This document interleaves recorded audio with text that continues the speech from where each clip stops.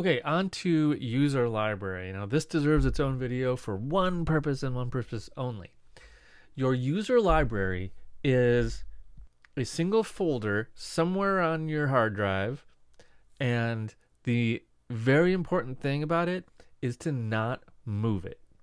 If you do move it, there's ways to deal with that, but if you want to keep your life simple, just don't move that folder. So your user library has kind of all of your live stuff.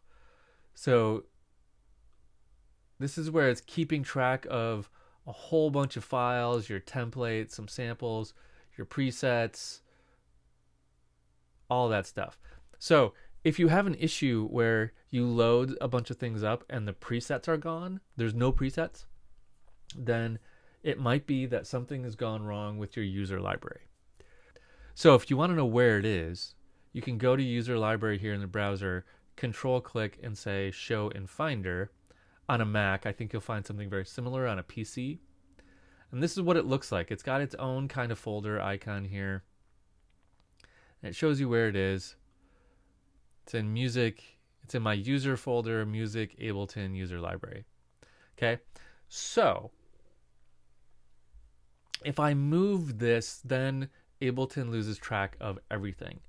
I can go to my live settings library and reconnect it this way.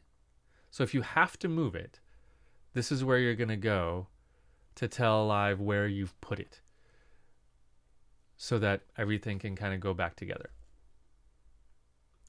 Otherwise, you probably won't need to go into your user library here in the browser really at all. I don't think I've ever dealt with going into my user library here.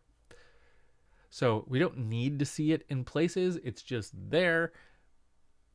But if we have a problem with missing a bunch of presets or templates or anything like that, it's probably because something's gone wrong with your user library.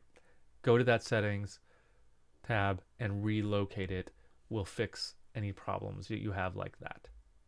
Okay, that's it for places. So remember that if you want to add anything here, you just hit that extra folder, that add folder button, and then you can just add things like bookmarks. All right, let's go up to collections.